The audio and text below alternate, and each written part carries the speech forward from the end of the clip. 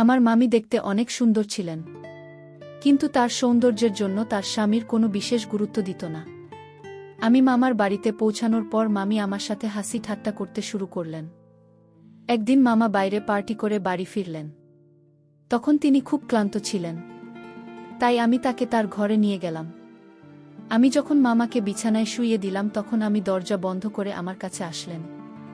মামা গভীর ঘুমে ছিলেন, কিন্তু মামির আচরণ একটু অদ্ভুত লাগছিল।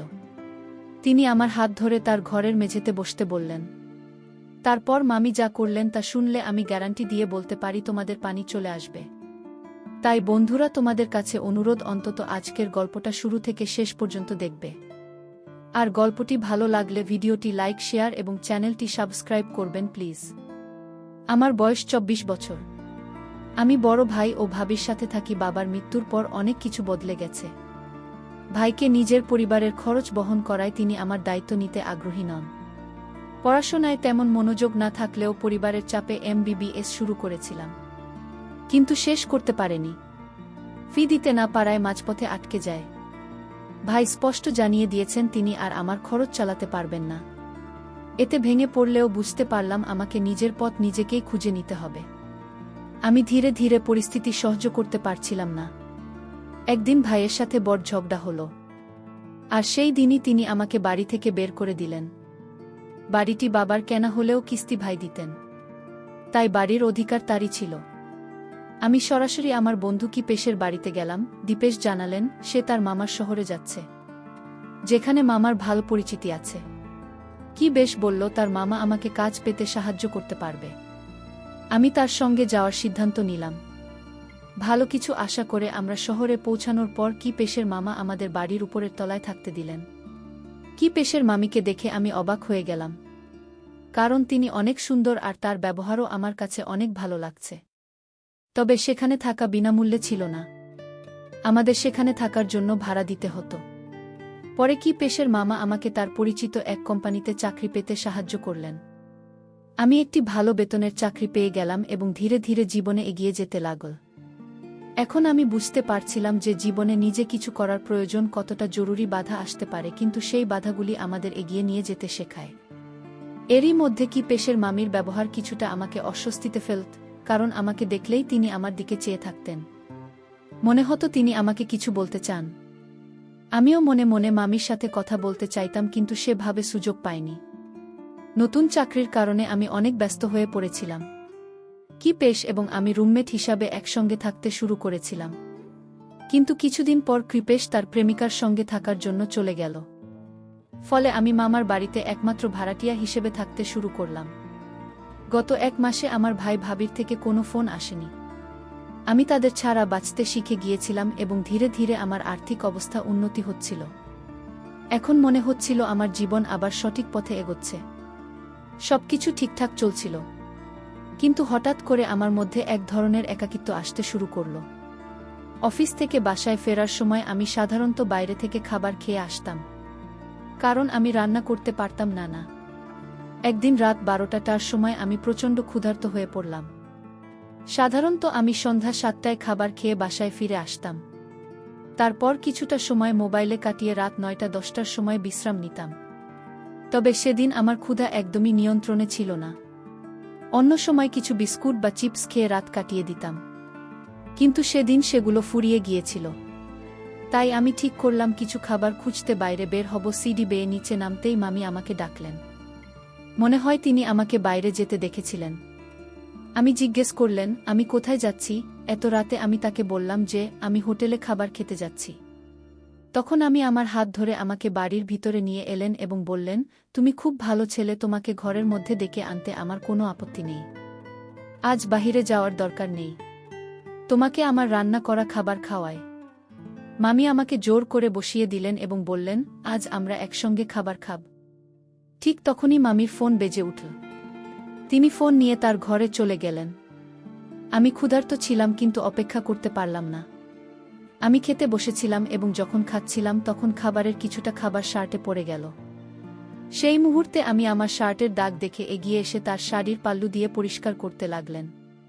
আমি খুবই যত্নশীল মানুষ ছিলেন, সবসময় পরিবারের সবার খেয়াল রাখতেন। তবে আমি কিছুটা অপ্রস্তুত হয়ে পড়েছিলাম, কারণ তিনি খুব কাছাকাছি ছিলেন।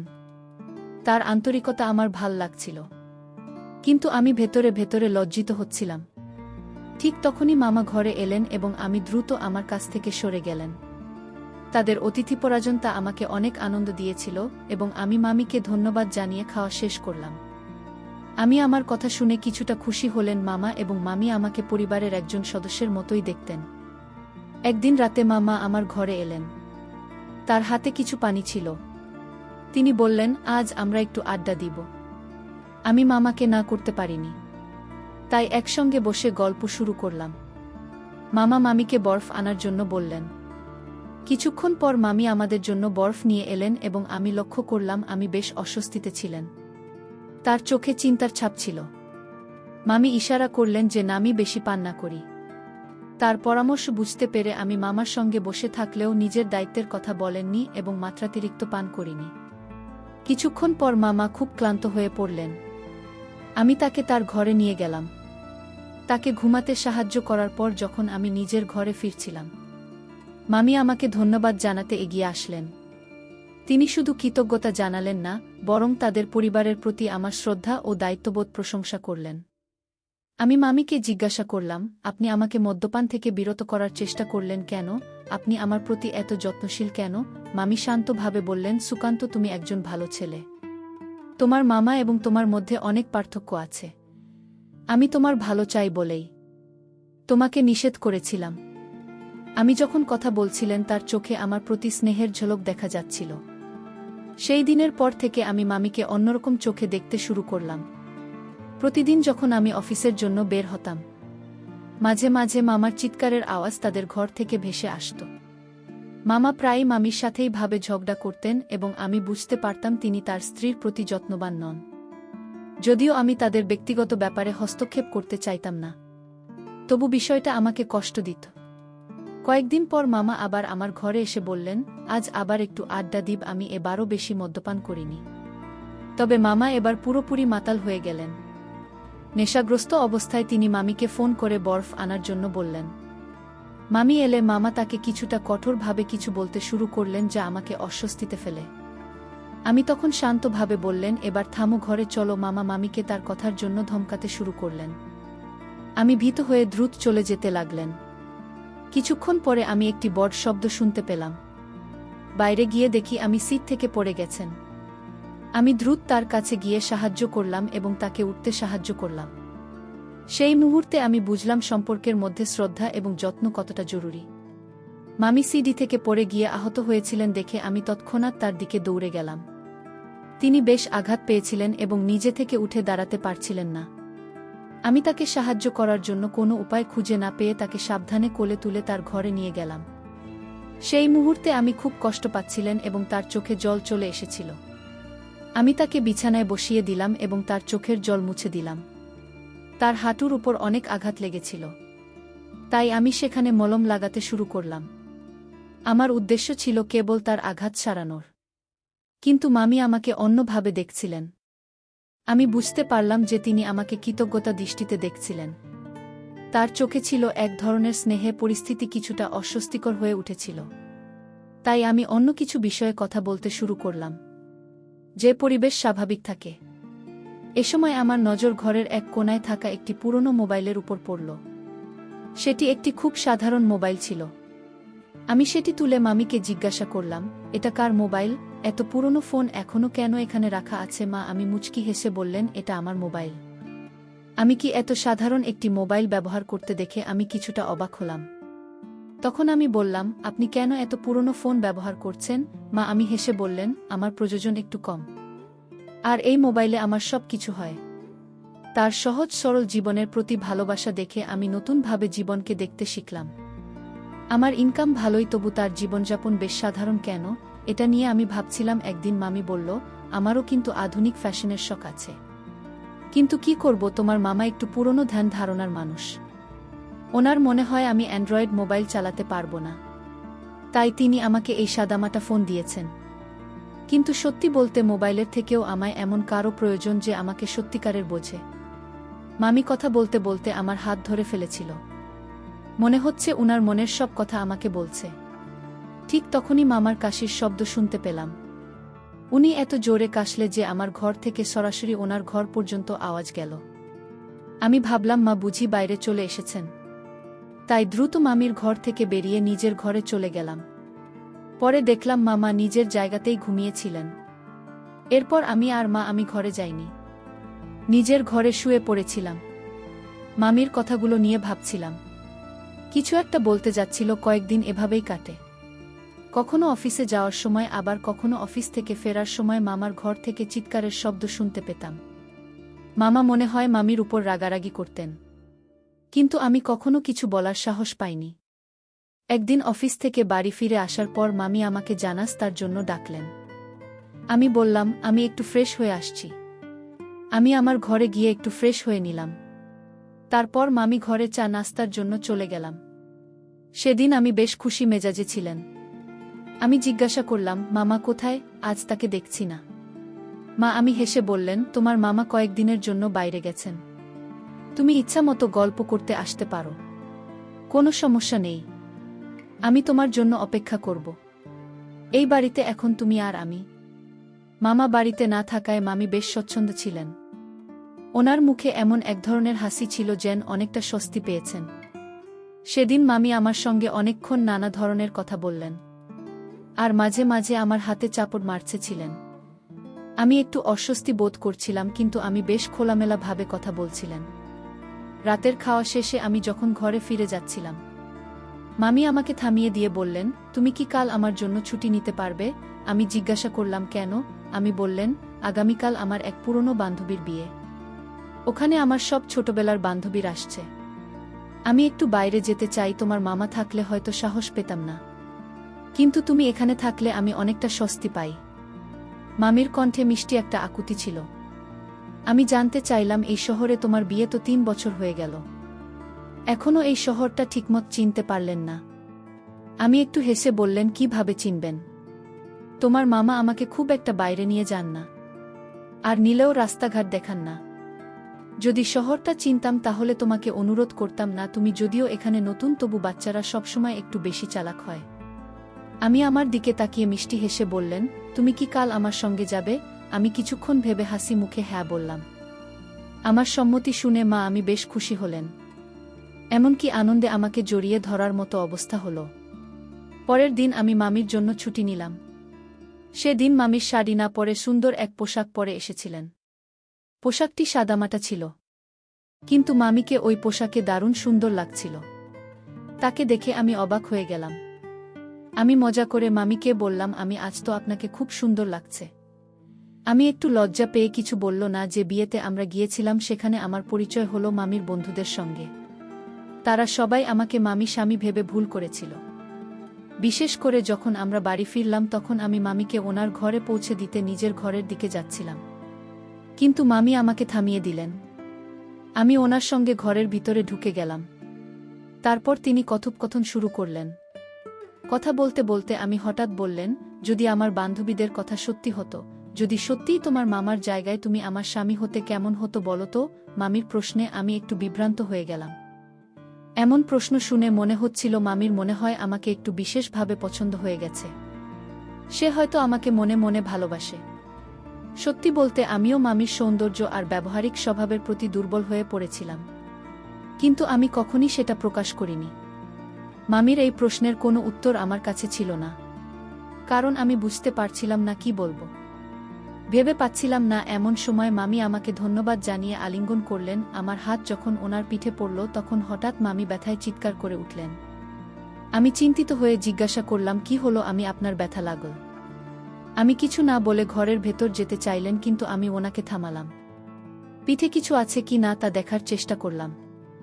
তখন আমি লক্ষ্য করলাম উনার পিঠে কিছু দাঁত দেখা যাচ্ছে। দাঁত দেখে আমি বুঝতে পারলাম নিশ্চয়ই মামা আর ওনার মধ্যে কোনো ঝামেলা হয়েছে। মামা তাকে অনেক মেরেছে। আমি কিছু বলতে চাইলেন না, কিন্তু ওনার চোখে জল ছিল। আমি বললাম, আপনাকে কাঁদতে হবে না। যদি আমাকে বন্ধু মনে করেন তাহলে আমার সঙ্গে মন খুলে কথা বলতে পারেন। আপনি চাইলে আমি মামার সঙ্গে কথা বলতেও রাজি আছি। কিন্তু মামি আমাকে মামার সঙ্গে কথা বলতে নিষেধ করলেন। ওনার কষ্ট আমি সহ্য করতে পারছিলাম না। তাই আমি বললাম, আপনি যদি আমার সঙ্গে কথা বলতে না চান, তাহলে এখানে থাকাটা আমার কোনো অর্থ বহন করবে না। আমি যেন আমাকে ছেড়ে যেতে দিতে চাইছিলেন না। হঠাৎ তিনি আমাকে শক্ত করে ধরে ফেললেন। আমি ওনাকে শান্ত করে ওনার ঘরে নিয়ে গেলাম এবং পাশে বসলাম। আমি মামিকে স্মরণ করিয়ে দিলাম। সেদিন আপনি কিছু বলছিলেন, কিন্তু মামার কাছে এর জন্য আমি যেতে বাধ্য হয়েছিলাম। আপনি বলেছিলেন আপনার এমন একজনের প্রয়োজন যিনি আপনাকে বুঝতে পারবে। আমি আর মা আমাকে বহুবার ঝগড়া করতে শুনেছি। আপনি কি মামার সঙ্গে সুখে আছেন? আমি বিষণ্ণ মুখে বললেন, আমি একদমই সুখী নই। এটা সত্যি। তোমার মামা সবসময় আমার উপর নিয়ন্ত্রণ করতে চান। ওনার মনে হয় আমাকে একটু স্বাধীনতা দিলে আমি কিছু ভুল করে বসব। 3 বছর হলো আমাদের বিয়ে হয়েছে, কিন্তু ওনার আমার প্রতি কোনো বিশ্বাস নেই। সন্দেহের কারণে উনি আমাকে শুধু একটা সাধারণ মোবাইল দিয়েছেন। আমাকে কোনো সামাজিক যোগাযোগ মাধ্যম ব্যবহার করতে দেন না। গত 3 বছর ধরে আমি এভাবে ধুকে ধুকে বেঁচে আছি। তোমার মামা কখনো উপরের ঘরটা ভাড়ায় দেওয়ার কথা ভাবেননি, কিন্তু কি পেশের কারণে তিনি শেষমেশ সেটি ভাড়া দিয়েছিলেন। তুমি যখনই আমার সঙ্গে কথা বলো, তোমার কথায় আমি একটা আলাদা ধরনের আপাতত অনুভব করি। তুমি যখন আমার জন্য চিন্তা করো, তখন মনে হয় তুমি আমার জন্যই সব। মামি আবেগের স্রোতে ভেসে সব কথা আমাকে বলে যাচ্ছিলেন। কথার মাঝেই তিনি আমার খুব কাছে চলে এলেন এবং আমার হাত ধরে বললেন, সুকান্ত, আমার এই আঘাত ঠিক করার জন্য তুমি কি একটু ব্যথার মলম মালিশ করে দেবে? আমি চুপচাপ মামির পিঠে মালিশ করতে শুরু করলাম। তারপর থেকে মামির আচরণ আস্তে আস্তে বদলাতে লাগল। একদিন তিনি হঠাৎ করে আমার দিকে খুব কাছাকাছি এলেন এবং আমাকে আলিঙ্গন করলেন। সেদিন রাতে আমাদের মধ্যে দূরত্ব কমে গিয়েছিল এবং আমরা একে অপরের কাছে আসতে শুরু করলাম। তবে কেউই সম্পর্কের সীমা বা অন্য কোনো বিষয় নিয়ে ভাবছিলাম না। পরদিন সকালে ঘুম ভাঙতেই মামি আমাকে দেখে খুব চিন্তিত হয়ে গেলেন। তিনি জানান, রাতের ঘটনা নিয়ে দুশ্চিন্তায় পড়ে গেলেন। উনি বলতে লাগলেন, এটা কি হলো? কেন এমন হলো? আমি ভুল করেছি? আমার স্বামী আমাকে ক্ষমা করবে না? তারপর মামি বললেন, আমি তো গর্ভবতী। আমার স্বামীর সন্তান আমার গর্ভে, অথচ আমি অন্য একজনের সঙ্গে এমন করলাম। মামির গর্ভাবস্থার ব্যাপারে আমি কিছুই জানতাম না। হয়তো সেদিন রাতে আবেগের বশে তিনি এমনটা করে ফেলেছিলেন। আমি শান্তভাবে তাকে বোঝানোর চেষ্টা করলাম, আমি আপনাকে এবং এই বাচ্চাকে আপন করতে প্রস্তুত। কিন্তু মামি আমাকে দূরে ঠেলে দিয়ে বললেন, না, তুমি যতই বোঝাও আমি তোমার হতে পারবো না, কারণ আমার গর্ভে আমার স্বামীর সন্তান। আমি তখন বললাম, আপনি তো গত 3 বছর ধরে এইভাবে কষ্টে দিন কাটাচ্ছেন। বাচ্চাটি জন্মের পরও কি আপনি এভাবে দিন কাটিয়ে দিতে চান? এই সন্তানকে একা মানুষ করতে পারবে? তুমি কি একা মা হতে রাজি আছো? আমার কথা শুনে আমি বিস্মিত হয়ে আমার দিকে তাকালেন। তারপর বললেন, তুমি এমন কেন বলছো? আমার স্বামী তো কয়েকদিনের মধ্যেই বাড়ি ফিরবেন, তিনি এটা শুনে খুব খুশি হবেন। আমি তখন বললাম, আমি আপনার সঙ্গে একটা সত্যি কথা শেয়ার করতে হবে। আপনার স্বামী আর কখনোই আপনার কাছে ফিরবেন না। তিনি তার প্রেমিকার সঙ্গে চিরতরে চলে গেছেন। আপনার স্বামীর অন্য কারো সঙ্গে সম্পর্ক আছে, হয়তো আপনি সেটাই জানেন না। আমার কথা শুনে মা আমি কাঁদতে লাগলেন। তিনি বললেন, তুমি আমার স্বামীর সম্পর্কে এত কিছু কিভাবে জানলে? আমি তাদের কিছু মেসেজ দেখেছিলাম, কিন্তু ভেবেছিলাম তিনি সব কিছু ছেড়ে দেবেন। তবে যে তিনি আপনাকে ছেড়ে চলে যাবেন, তা আমি কখনোই ভাবিনি। তখন আমি বললাম, মামি, আমি মামার ফোনে ওনার এবং ওনার প্রেমিকার সব মেসেজ ও কল দেখেছি, কিন্তু আপনাকে কিছু বলতে আমার সাহস হয়নি। আমি চাইনি যে আপনি কোনো কষ্ট পান, তবে আমি চাইছিলাম আপনি এই বিষাক্ত সম্পর্ক থেকে মুক্তি পান, তাই কিছু বলিনি। আপনি যে লোকটির সঙ্গে এত বছর ধরে আছেন তিনি আপনার যোগ্য নন। তিনি আপনাকে শুধু প্রয়োজন মতো ব্যবহার করেছে। যখনই তার ইচ্ছা হয় তখনই আপনার কাছে আসেন, আর বাকি সময় আপনাকে শুধু কাজের লোকের মতো ব্যবহার করেন। এই কথা শুনে মামি আমার কাছে এসে কাঁদতে লাগলেন। তিনি বললেন, এই বিয়ে আমি নিজের ইচ্ছায় করিনি। আমার পরিবারের লোকেরা আমার স্বামীর সম্পদ দেখে আমাকে বিয়ে দিতে বাধ্য করেছেন। কেউই তার চরিত্রের দিকে খেয়াল করেনি। যখনই আমি আমার স্বামীর ব্যবহার সম্পর্কে আমার পরিবারের কাছে বলেছি, তারা সবসময় বলেছে মেয়েদের সব কিছু সহ্য করতে হয়। এরপরে তারা আর কিছুই বলেনি। কিন্তু আমি এখানে কিভাবে বেঁচে আছি সেটা কেউ বোঝেনি। বিয়ের পর থেকে আমার পরিবার কখনই আমার খোঁজ নিতে আসেনি। স্বামী জঘন্য আচরণ আমি দিনের পর দিন সহ্য করে যাচ্ছি। কিন্তু কখনো ভাবিনি যে তিনি আমাকে এমন একটা ধোঁকা দেবেন। সেদিন আমি মামিকে আমার মনের কথা জানালাম। মামি তার অনুভূতি প্রকাশ করলেন। তিনিও আমাকে পছন্দ করতে শুরু করেছিলেন। আমি মামি এবং তার শিশুকে গ্রহণ করতে প্রস্তুত ছিলাম। কিন্তু কিছুদিন পরে জানতে পারলাম তিনি চুপচাপ সেই সন্তানের গর্ভপাত করিয়ে ফেলেছেন। কারণ জিজ্ঞেস করলেন, আমি বললেন, আমি আমার ভবিষ্যতে সেই অকর্মণ্য লোকটির কোনো অংশ চাই না। আমি তার কোনো স্মৃতি আমার সঙ্গে রাখতে চাই না। তার সিদ্ধান্ত একদম সঠিক ছিল। একজন নারীর মনের থেকে কোনো পুরুষ একবার হারিয়ে গেলে তিনি আসে এই মানুষটির দিকে ফিরে তাকান না। সেই ঘটনার পর আমি তাকে আমার জীবনসঙ্গী হিসেবে গ্রহণ করলাম। আমরা দুজনেই কোর্ট ম্যারেজ করলাম। আমি তাকে নিজের ইচ্ছেমতো জীবন যাপনের স্বাধীনতা দিলাম। যারা আমাদের সম্পর্ক নিয়ে কথা বলেছিল তা নিয়ে তাদের সবার মুখ বন্ধ করে দিয়েছিলেন। কারণ গত 3 বছর ধরে যে কষ্ট তিনি সঙ্গে করছেন, তখন সেই লোকেরা কেউই তার পাশে দাঁড়ায়নি। এখন স্নেহা নিজের ইচ্ছায় বাঁচতে শিখেছে।